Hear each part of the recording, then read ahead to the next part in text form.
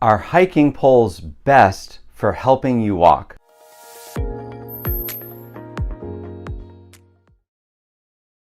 Many people have trouble with their walking. They might be walking with their feet too wide apart, they might be shuffling, or worse, they might be stumbling and falling occasionally.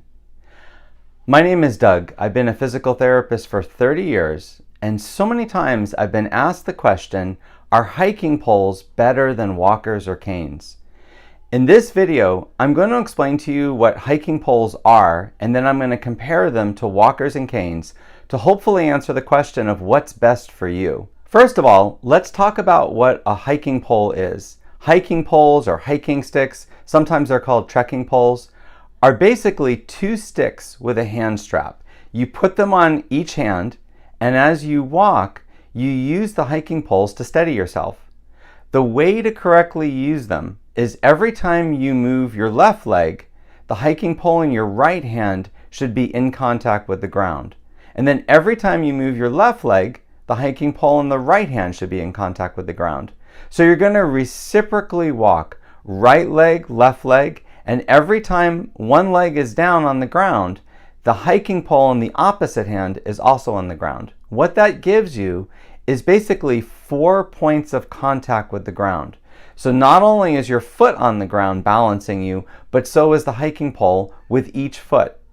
Now compare that to a cane. A cane is just used in one hand.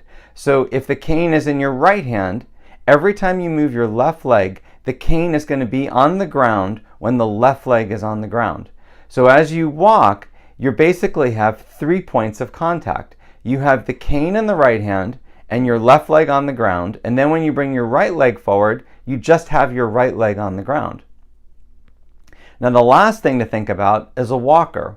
Now a walker is unique in that there's 4 points of contact on the walker plus your 2 feet. So technically, at certain points in your walking, you actually have 6 things on the ground, and that's why the walker provides the most stability. When you're using a walker, if it has 2 wheels, which is the most common kind, you're going to be pushing it forward and then advancing each leg. So at any given moment, you always have the 4 legs of the walker in contact with the ground, and you have at least one or both of your feet in contact with the ground. So it's very stable. The first way to judge these different devices is by looking at how they affect the normal gait cycle. Normally when you walk, you're standing up straight, your right leg is coming forward, you're standing on your right leg, then you're bringing your left leg forward and standing on your left leg, your arms are swinging. So when you look at using trekking poles or hiking poles, they actually allow you to stand up straight, which is good, and they allow you to swing both arms equally. The poles actually act like extensions of your arm, so it improves your arm swing, which does improve your balance. The other thing is, it promotes a long step length. When you use hiking poles, partly because of the arm swinging, but also just because you feel more stable, you're going to take a longer step length, and that actually makes your balance better. It also helps you get from point A to point B faster. Walking faster is not necessarily something that causes more falls if you're using something like a trekking pole to stabilize yourself. The other thing is, it's providing a lot of stability, but not interrupting your gait cycle. Now compare this to a cane. A cane also allows you to stand up straight, because when you use a cane, you really can't lean on it very much. You might be leaning on it slightly, but it really doesn't change your posture that much. Also, when you use a cane in the right hand, it's helping your left leg have a longer swing and a more stable swing. So using a cane is good because it helps you swing more on that one side. The problem with a cane is because it's not on the other side, you might end up taking a shorter step length with the leg that the cane is in because you don't have a cane on the other side. So it actually kind of makes you have sort of an uneven gait cycle, and it can make you lean more to one side than the other. So a cane is definitely good, but it's not as good as the trekking poles when it comes to the gait cycle.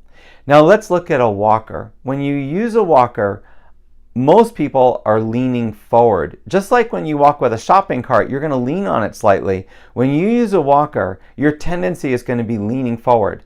So that's a problem because it changes the normal way that you walk.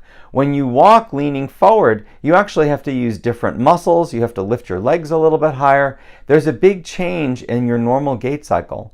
So using a walker doesn't allow you to walk with a normal gait cycle, the same way walking with trekking poles does, or walking with a cane. Now, let's look at another criteria, which is how stable you are.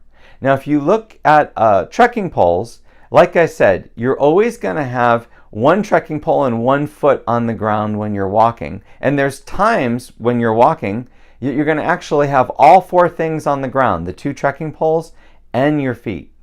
And if you lose your balance, you have 2 poles that you can put out to stabilize yourself. So it does help you stabilize yourself in the event of a fall, and while you're walking, it provides quite a bit of stability.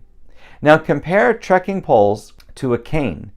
A cane definitely provides more stability when you're walking because you have 3 points of contact versus just 2 when you're walking without a cane. So if you lose your balance, you do have something that you can bring out to the side and put some weight onto to stabilize yourself, but it's not as good as trekking poles.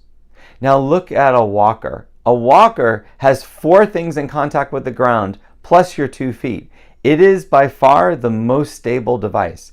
If you're walking behind a walker and you lose your balance, you're much less likely to fall with a walker than with trekking poles or a cane. The last factor, and the one that's probably most often overlooked, is embarrassment.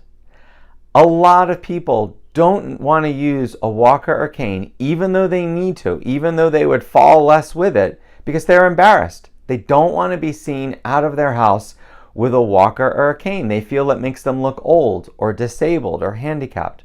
Well, the problem is, if you need a walker or a cane to safely walk, this is a big problem.